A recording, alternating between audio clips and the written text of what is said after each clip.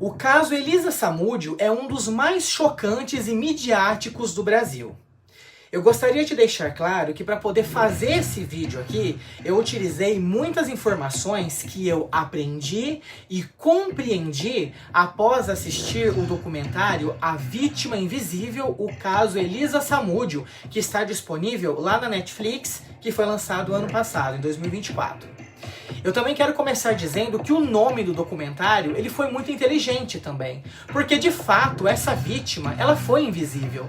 Afinal, após todo esse caso ter acontecido, que não levou só dias ou semanas ou apenas meses, ele durou muito mais tempo do que isso.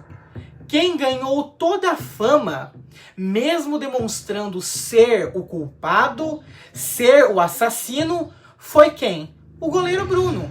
Vamos dizer que os holofotes ficaram apenas em cima de um jogador de futebol que é muito egocêntrico, é mulherengo, é egoísta, é muito metido e que sempre queria ultrapassar os limites da sociedade. Mas e a mulher que perdeu a vida por causa dele? A mulher que nunca nem teve o seu corpo ali encontrado. Ela simplesmente foi deletada e esquecida. Ninguém se importou com a família dela. Ninguém se importou se eles estavam sofrendo, se não estavam, se estavam precisando de ajuda. Ninguém se importou com os amigos dela. Ninguém se importou com nada referente a Elisa Samúdio. Mesmo sabendo que o culpado foi o goleiro Bruno, toda a fama ficou voltada para ele. E isso é o que eu acho patético, ridículo e completamente errado. Se vocês não sabem, aqui no Brasil, 4 mulheres morrem por dia por conta do feminicídio. O que é o feminicídio? É quando o homem mata sua parceira após o término de um namoro, de um casamento. E mesmo sabendo que a Elisa Samúdio foi uma vítima, ninguém se importou com a mulher. Trataram ela como se ela fosse uma simples prostituta que não valia nada e ela morreu porque tinha que morrer mesmo. Então, sem mais delongas, vamos começar esse vídeo. Espero que vocês gostem, deixa o like para me ajudar e se inscreva no canal. A justiça para minha filha não foi feita. A Elisa era uma ameaça. Eu não tenho os restos mortais da minha filha ainda, o que eu mais desejo. Ele sabe o destino que foi dado para Elisa. A Elisa fez tudo certo. A Elisa pede socorro para todo mundo. Mas a Elisa, ela não é ouvida. A Elisa era uma vítima invisível. Elisa Silva Samúdio era modelo e atriz nascida no Paraná. O seu maior sonho era ser goleira, porque ela amava jogar futebol. Era tudo o que ela mais queria, porque ela não tinha medo de ficar ali na frente das traves do gol, né? E se jogar para poder defender o espaço ali, né? Não deixando ninguém fazer o gol. Ela realmente não tinha medo. O problema é que ela sempre foi de família bem humilde e não tinha tanto dinheiro assim para poder entrar numa vida que pudesse lhe dar tantas proporções. Por isso, o que ela fez, né? Quando ela cresceu, ela tentou se mudar para São Paulo e tentou começar uma nova carreira lá. E aí, ela recebeu propostas que fez com que ela fosse muito julgada por conta disso. Mas quais foram essas propostas, Tom? Gente, ela fez vídeos pornográficos, mas quando ela percebeu que aquilo ali não era para ela, ela saiu rapidamente desse rumo e foi para o Rio de Janeiro porque ela não queria mais aquilo. Muitas pessoas julgaram essa mulher chamando ela de atriz pornô, mas a verdade é que ela só aceitou aquela proposta quando ela percebeu que ela já não tinha mais para onde correr. Então, vocês sabem que se você for uma pessoa que estiver passando por um problema, qualquer proposta que apareça na sua frente, você vai agarrar para poder conseguir se manter de pé. E foi o que aconteceu com essa mulher. Mas depois que ela conseguiu juntar ali uma quantidade em dinheiro e viu que era o suficiente, o necessário para poder começar uma nova vida em outro lugar, o que ela fez? Ela parou com aquilo e vazou para São Paulo, vazou de São Paulo e foi para o Rio de Janeiro. O que ela foi tentar? Uma nova vida lá. Então, em 2009, ela conheceu o goleiro Bruno em uma festa. Ela teve um relacionamento extraconjugal com ele, né? E o que aconteceu? Entre esse namorinho aí que os dois tiveram, ela acabou engravidando. Esse goleiro, ele já havia se tornado febre. Muitas pessoas amavam ele, gritavam pelo seu nome, ele era aquele ídolo de muitas pessoas. Mas também ele era muito mau caráter. Por quê? Porque ele conseguia colocar até 18 mulheres dentro de um quarto. Ele conseguia enganar todas elas por conta da sua lábia de mulherengo. Nesse documentário, eu descobri que ele foi casado com uma mulher em 2004 e mesmo casado e tendo um rancho com a sua esposa, ele chegou a levar para lá mais de 6 mulheres para poder trair a sua própria esposa. Então, vocês já podem perceber como que o caráter desse homem é bom, né? Eu também vi no documentário que ele e outros jogadores foram para o seu rancho e lá contrataram garotas de programa, onde eles até agrediram essas garotas de programa. E para poder defender um de seus amigos, que havia cometido esse erro, o goleiro Bruno, no Dia Internacional da Mulher, ele vai lá e abre a boca em uma entrevista e diz que todo homem já levantou a mão para alguma mulher. Mas e vocês? O que vocês me dizem sobre isso? Você acha certo o homem levantar a mão para uma mulher? E como vocês acham que a imagem dele ficou após ter dito isso no Dia Internacional da Mulher? Mas tá. A relação entre Bruno e Elisa resultou na gravidez, como eu falei. Elisa ficou grávida de um filho chamado Bruninho, que segundo ela, era sim filho de Bruno. A questão é que quando ela revelou isso para o jogador, ele pareceu não gostar muito. Mas por que será? Porque ele sabia que isso poderia sim prejudicar a sua carreira. Mas não a carreira de jogador. Não.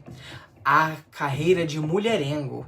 Isso poderia ridicularizar a sua fama de pegador. E foi quando o terror na vida dessa mulher começou. Bruno começou a ameaçar e a agredir Elisa várias vezes, e ela, já não suportando mais, chegou a denunciar Bruno. Em outubro de 2009, ela registrou queixa alegando agressão, cárcere privado e até ameaça. Elisa não tinha medo de Bruno. Ela procurou seus direitos indo atrás da delegacia e tudo mais. Ela teve coragem de se expor para a imprensa e também para a mídia, dizendo tudo o que estava acontecendo. Mas muitos idiotas que eram fãs e idolatravam esse jogador como se ele fosse um deus da mitologia grega, viviam julgando e criticando a Elisa. Chamavam ela de Maria Chuteira, diziam que ela só havia engravidado do jogador porque ela queria dinheiro e fama, diziam que ela tinha que se ferrar mesmo porque ela já foi até atriz pornô, mas ela deixava claro que ela não queria nada daquele homem. Ela só queria paz e que ele não cometesse o mal que ele dizia que iria cometer contra ela, contra a sua família e contra as suas amigas. Então, no dia 4 de junho de 2010, Elisa desapareceu. Ela saiu de um hotel no Rio para ir ao sítio de Bruno, em Esmeraldas, que fica em Minas Gerais, supostamente para poder discutir ali, ter uma conversa com ele civilizada sobre uma negociação.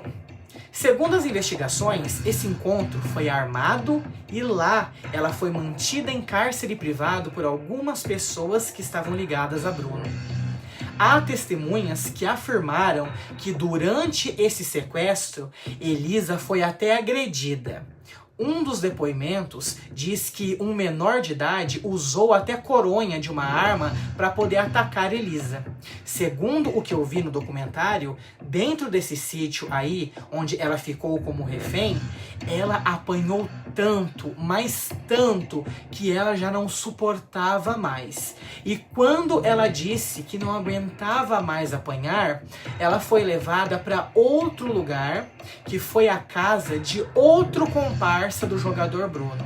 E foi lá em que esse homem disse para ela que ela não iria mais apanhar, porque lá ela iria morrer. O nome desse homem era Marcos Aparecido dos Santos, mas era mais conhecido como Bola. Ele era um ex-policial civil que participava dessa trama toda. Segundo testemunhas, ele foi quem estrangulou Elisa até matá-la dentro de um quarto escuro, enquanto ela estava sentada em uma cadeira e amarrada com cordas. Então, é aquele crime cruel mesmo. Depois da morte, segundo relatos, o corpo teria sido esquartejado e partes dele até enterradas sob concreto. Há também versões, com menos comprovação, de que partes do corpo foram dadas para os cães comerem, mas isso entrou bastante nas especulações e também no inquérito. Então, a Polícia Civil de Minas Gerais abriu inquérito e em 26 de junho de 2010 declarou Bruno como suspeito no desaparecimento de Elisa.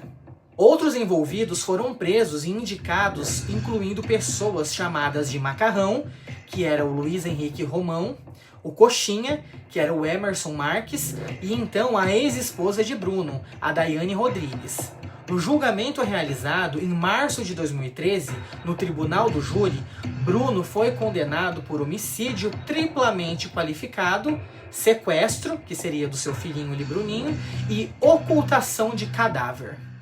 A juíza que proferiu a sentença descreveu a ação como meticulosamente planejada e ela afirmou que Bruno era frio, violento e dissimulado.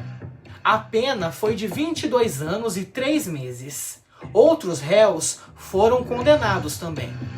Esse tal de Macarrão, ele recebeu pena por homicídio, e uma tal de Fernanda Gomes, que também era namorada de Bruno e estava envolvida nesse sequestro aí, também pegou o seu tempo de prisão. Em 2017, Bruno conseguiu um habeas corpus que lhe permitia sair da prisão temporariamente, mas essa decisão foi revertida pela justiça e ele voltou a ser preso. Depois, a sua pena foi convertida para regime semiaberto, o que permitiu que ele tivesse mais liberdade dentro daquelas regras da execução penal. Quanto ao filho que ele teve com a Elisa, o tal do Bruninho, ele foi localizado em Ribeirão das Neves, Minas Gerais. A mãe de Elisa, ela conseguiu a guarda da criança. O seu nome é Sônia Moura. E ela sempre afirmou que a motivação do crime teria sido o quê? Uma queima de arquivo. Segundo ela, a Elisa, ela sabia demais sobre o Bruno, inclusive sobre aquelas ligações e segredos. E por isso teria sido eliminada para poder não abrir a boca.